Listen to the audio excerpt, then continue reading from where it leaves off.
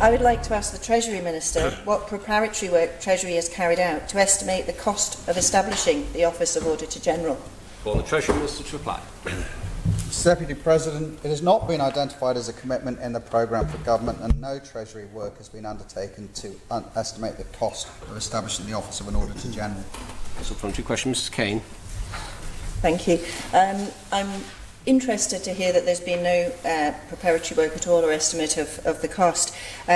Would the Treasury Minister be interested to hear that in Jersey the total cost for having the Office of Auditor General was £800,000 per year, they told us, but less the audited accounts. So, in fact, £450,000 a year for the functions and staffing of the Comptroller and Auditor General in Jersey.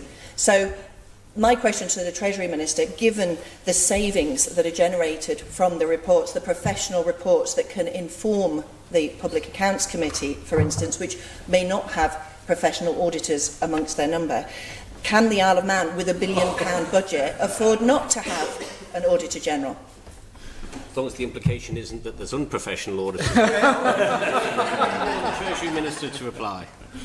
Well, Mr Deputy President, let's be absolutely clear that there is a full independent audit of the Isle of Man accounts across the whole of government. So let's not be under any illusions that that information does not exist, and that independent audit is undertaken by a professional company, and there has never been any question to ever question the integrity of their audit. The second point I'd like to make is that we do obviously have an internal audit department, and in fact that internal audit department passes their reports, I'm correct and still the case, through to the Public Accounts Committee for scrutiny and for assessment. So we do undertake internal audits of government performance and value for money, and indeed there have been multiple occasions when the Public Accounts Committee, certainly when I was chair, I'm sure when under the existing chair, I'm sure when other members in this honourable court have been chair, have undertaken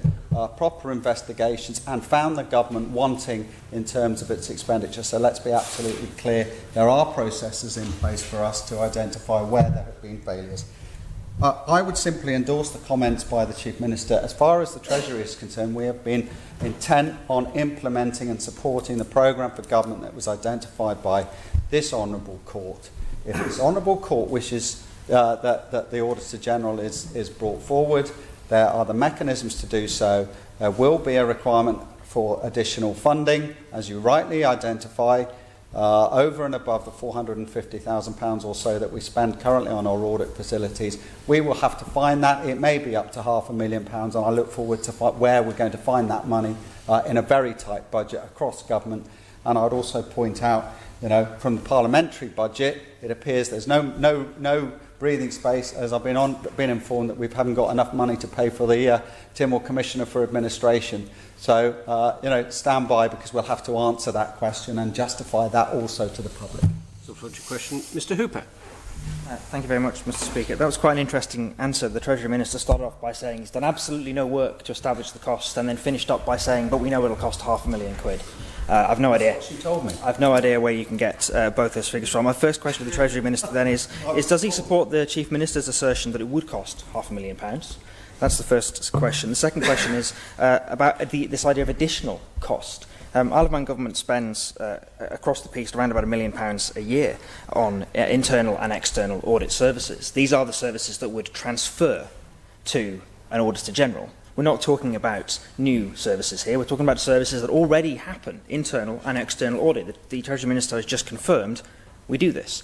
We already pay for it. We pay £500,000 a year in internal audit costs and another approximately £500,000 in external audit costs, according to a Tynwald answer from 2 years ago.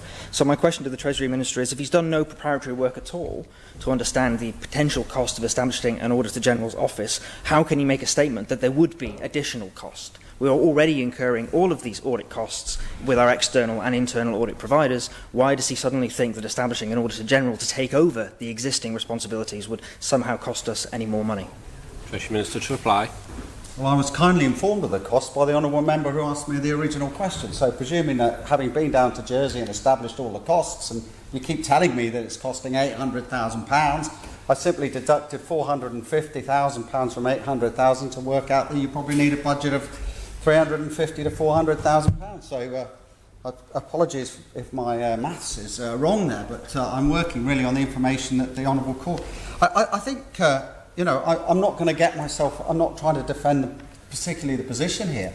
I'm merely pointing out, Treasury have been asked, have we done any preparatory work on this? Under my term, the answer is no, Honourable Member, because we've been tasked very clear guidelines with the programme for government, and frankly my attention on turning this island round, getting the support in place that we needed to deal with a number of critical issues and restoring confidence in our community, on our social aspects in terms of our social policies and also from a business perspective. So if honourable members wish to get this down and wish to have it debated, then absolutely, because I'm not clear at the moment. You cite internal audit. I'm not clear that internal audit would necessarily fall into the Office of the Auditor General, because I'm sure that Treasury itself would want to retain some sort of handle on what's going on. Otherwise, you would have a diverse or a split, and I don't think it would be particularly helpful. I was envisaging that it would be just the responsibility for the external audit that would go across, and of course the additional costs in employing consultants to examine where there have been specific value for money projects that they wanted to look at. And the other point is, there was in fact a piece of work done. The Honourable Member, I'm sure, has done his research, will have seen the draft bill, will have seen the Council of Ministers consultation from 2019, and will note that there was a £1 million figure identified in that consultation. So I'm not entirely in the dark when it comes to potential costs associated with it. Supplementary question, Mr. Thomas. Thank you very much, Mr. Deputy President.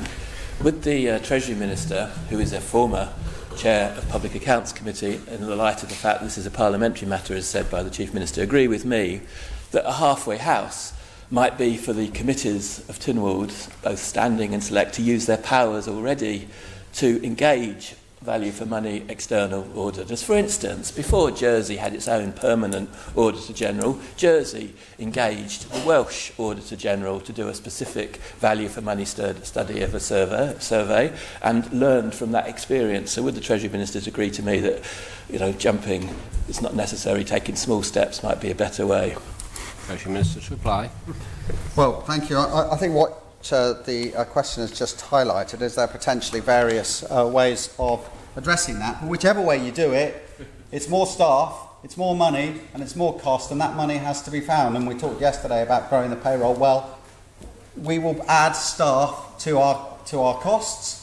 Mr. Deputy President, I go back to what the Chief Minister said and what the position that I'm supporting, as I have an open mind on this. This really is a parliamentary matter, and Parliament must decide not only whether to bring this forward to staff this office to make it work, but how that additional costs will be paid for. And I would urge honourable members to consider that. But I would also urge honourable members to consider exactly how much scrutiny can one government go under with 4 parliamentary scrutiny committees, and how the Auditor General will be expected to go about their work in a beneficial and meaningful way to add value to what is already taking place. Final supplementary on this question, Mrs. Caine.